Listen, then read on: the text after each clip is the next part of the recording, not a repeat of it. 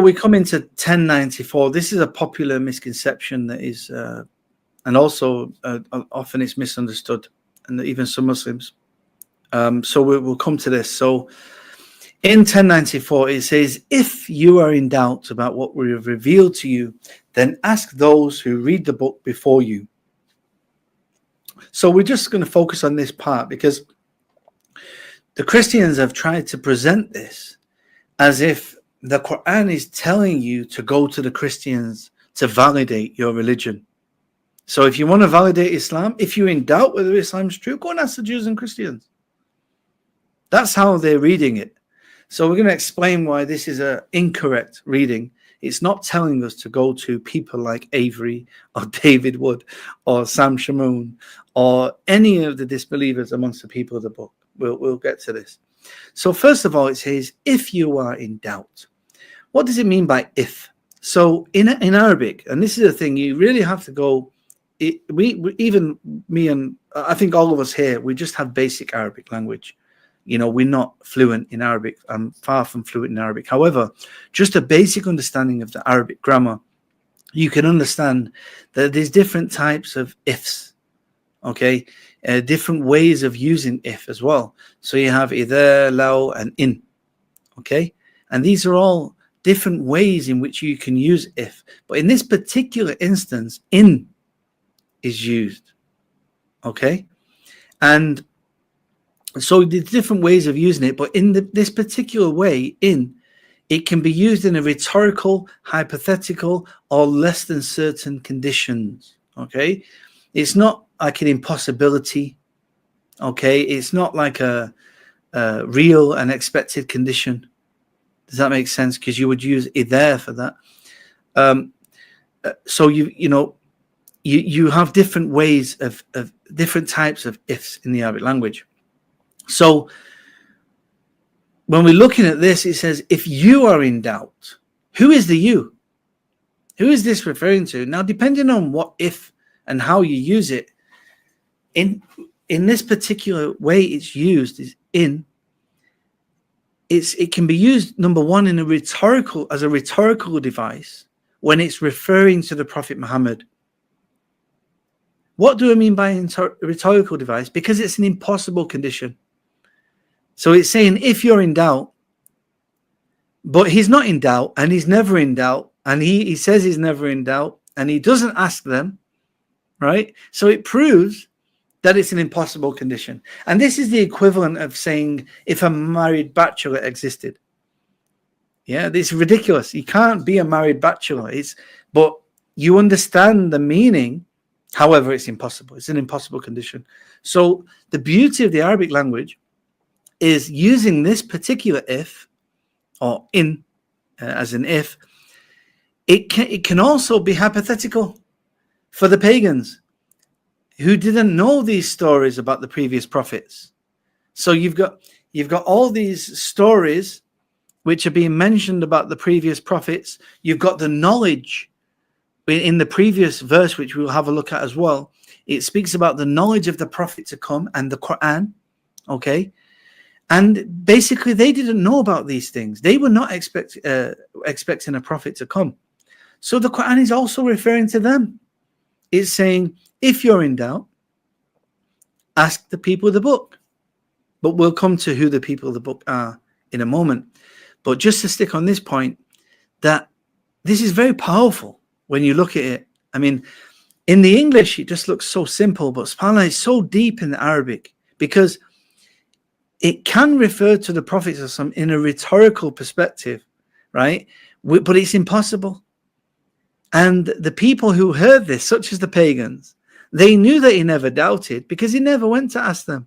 But they did, subhanAllah. They actually got on a camel or a horse and they went to Medina, subhanAllah, to ask the people of the book, right? And so the point here we're saying is, look, who is it referring to when it says you? If you are in doubt, it's referring to the pagans and the disbelievers.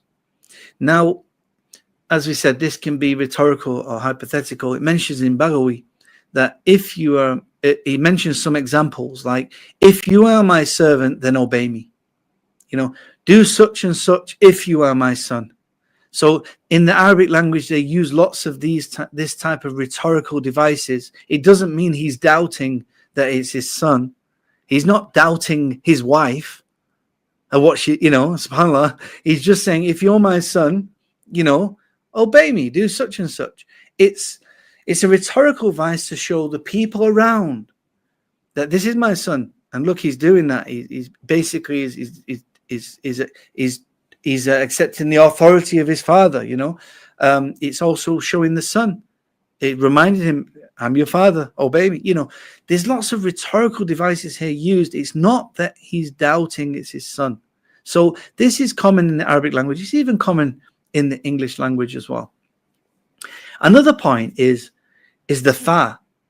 Okay, so the verse starts with the fa, which indicates continuity with something prior to it. Okay, which is the knowledge which is mentioned in the ayah before in 1093. So if we go to the 1093, it says, indeed, we settled the children of Israel in a blessed land and granting them good, lawful provisions.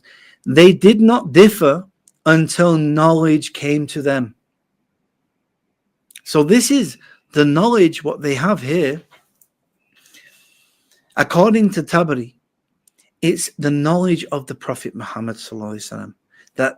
That is before Allah sent Muhammad sallallahu alaihi wasallam, that they were united in acknowledging the prophethood of Muhammad. Before he came, the Jews were all united that there's going to be a prophet to come, the ones in Medina.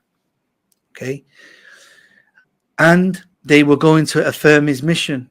There was no differing concerning this at all. And Tabari goes on to say, so he's saying they did not differ until knowledge came to them, means until it came to them the known thing. The known thing is the Prophet of Allah.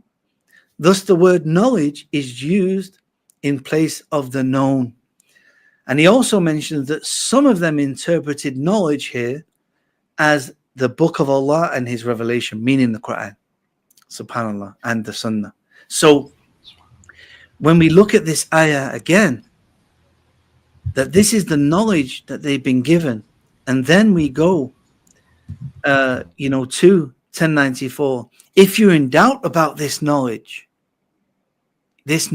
about the Prophet is the Quran that's coming, then ask those who read the book before you. Now, who are these people? Who are these people? Let's break this one down.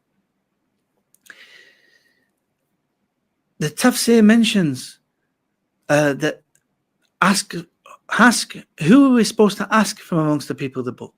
Is asking them to ask the believers from amongst the people of the book, such as Abdullah bin Salam. And this is why this ayah, it says, in confirmation of this, it says, and it has indeed been foretold in the books of those before. What is not sufficient? Was it not sufficient proof for the deniers that it has been recognized by the knowledgeable among the children of Israel?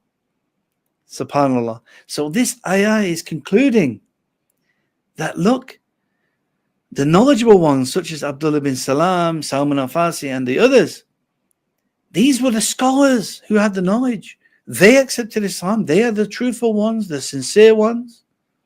The Jews themselves affirmed Abdullah bin Salam. They said he's the best among us. So is it not enough that they accepted? You might not understand. You might not understand this Quran. It might be above your head, but look, the scholars are accepting it. The ones who, it's asking you to go to the ones who accepted Islam. And the believers from amongst the people of the book were many. There's many of them mentioned in the hadith, in the seerah, such as Bahira. He recognized the Prophet as a prophet. Obviously, this was before Islam. You got Waraq bin Nawfal again. He also recognized the Prophet of the Prophet. Salman al-Farsi, Abdullah bin Salam, even Heraclius, even though he didn't accept Islam, he did accept that this was a prophet. You got many different Najashi, many of the famous Jewish boy who died. There's many examples. Ka'b al-Ahmar from the Tabi'een and Wahb bin Munabbih, many people from the people of the book who accepted Islam. So also, what book is it referring to? Because it says those who recite the book. Again, we're speaking of them against Allah. What book was it? We've already beat this horse to death. Everybody knows by now. It's not the Bible, is it, David? So again, this whole concept of al-Muhaymin, not al-Muhaymin, if you're in doubt, referring to the Prophet ﷺ, as saying that the Prophet was somehow in doubt, or that it's referring to all the people of the book, asking them to confirm your faith. Absolutely not. They've totally read this in an uncharitable way. And when we look closely with the Arabic language, along with the authentic tafsir, we have a clear understanding of what this is referring to.